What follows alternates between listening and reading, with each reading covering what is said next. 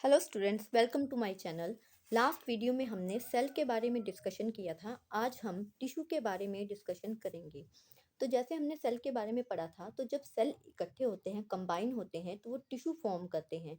और जब टिश्यू बहुत सारे इकट्ठे होते हैं, कंबाइन होते हैं, तो वो ऑर्गन फॉर्म करते हैं और फिर ऑर्गन से हमारी बॉडी बनती है। तो आज हम पढ़ेंगे टिश्यू के बारे में।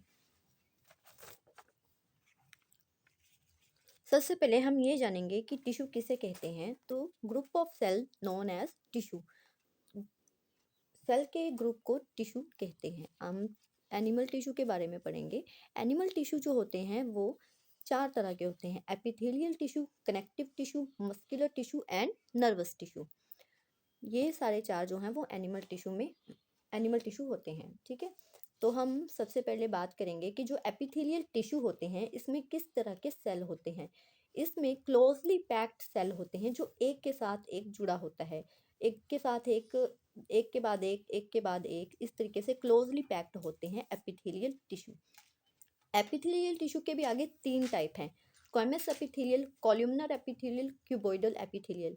अब इन्हें ये नाम क्यों दिए गए हैं? ये जो स्क्वैमस एपिथेलियल है इसमें भी क्लोजली पैक्ड ही सेल होते हैं, बट वो फ्लैट और थिन होते हैं, इसलिए इसे स्क्वैमस एपिथेलियल कहा जाता है। कॉलमनर एपिथेलियल में भी क्लोजली पैक्ड सेल होते हैं, बट वो टॉल और पिल्लर की तरह होते हैं, पिल्लर लाइक होते हैं। क्यूबॉइडल में भी क्लोजली पैक्ड होते हैं बट कप शेप में होते हैं, इसलिए उसको क्यूबॉइडल एपिथेलियल कहा जाता है। अब यहाँ पे बात करें कि स्क्वैमस एपिथेलियल जो टिश्यू होते हैं वो कहाँ पाए जाते हैं, तो वो lining of mouth, lining of skin, lining of oesophagus में पाए जाते हैं। इसी तरीके से अगर ये जो स्क्वैमस एपिथेलियल टिश्यू हैं अगर अरेंज इन पैटर्न है, मतलब कि पैटर्न में अरेंज है, एक के ऊपर एक मतलब पैटर्न बना हुआ है, तो हम उसको स्ट्रैटिफाइड स्क्वैमस एपिथेलियल के नाम से बोलेंगे, अगर वो पैटर्न में अरेंज हैं। ठीक है, इसी तरीके से अगर हम कॉलमनर एपिथेलियल की बात करते हैं, कॉलमनर एपिथेलियल जो होते हैं वो टिश्यू कहाँ पाए जाते हैं? इंटेस्टाइन में पाए जाते हैं। और ये वाले जो होते हैं वो रेस्पिरेटरी ट्रैक में भी पाए जाते हैं, बट वहाँ पे कॉलमनर एपिथेलियल जो होते हैं टिश्यू, उनमें सिलिया लगा होता है, मतलब हेयर लाइक कुछ होता है, तो उनको हम बोलेंगे ciliated columnar epithelium. Cuboidal epithelium की बात करें तो कप शेप उसमें सेल्स होते हैं, और ये कहाँ पे पाए जाते हैं? Lining of kidney, duct of salivary gland में होते हैं। ठीक है, इसी तरीके से अगर हम बात करेंगे कनेक्टिव टिश्यू की, तो कनेक्टिव टिश्यू जो है वो कनेक्टिव टिश्यू में आ जाते हैं blood, bone, ligament, cartilage, areolar and adipose. ठीक है, अब मतलब ये जो होता है वो बहुत सारे सेल, मतलब दो तीन सेल से मिलके बना होता है टिश्यू। अब जैसे ब्लड है, ब्लड भी एक तरह का टिश्यू है, कनेक्टिव टिश्यू है। इसमें क्या होगा? आरबीसी होंगे, प्लाज्मा होगा, प्लेटलेट होंगे और डब्ल्यूबीसी होते हैं। बोन की बात करें तो बोन जो है वो हार्ड मैट्रिक्स से बना होता है और कैल्शियम और फॉस्फोरस उसके कंपोनेंट होते हैं। लिगामेंट की बात करें तो लिगामेंट जो एक तरह का टिश्यू है, कनेक्टिव टिश्यू है, जो बोन और बोन, एक बोन को दूसरी बोन के साथ जोड़ने में मदद करता है, और इसके जो मतलब इसमें इलास्टिसिटी होती है। इसी तरह से टेंडन होता है जो बोन और मसल को जोड़ने का काम करता है। ये ligament is a type of connective tissue, और काम क्या करेगा? बोन टू बोन, और जो टेंडन होगा बोन टू मसल में होता है, बोन और मसल के बीच में होता है। कार्टिलेज की बात करें, कार्टिलेज जो होता है वो फ्लेक्सिबल टिश्यू होता है। जैसे हमारे ईयर में, नोज में जो हमारी बोन होती है वो फ्लेक्सिबल होती है, तो इसको कार्टिलेज का नाम देते हैं, और ये क्या है? एक तरह का कनेक्टिव टिश्यू है। एरियोलर की बात करें तो एरियोलर जो है वो एक तरह का स्किन और मसल को जो अटैच करने का काम करता है टिश्यू, उसको एरियोलर कहते हैं।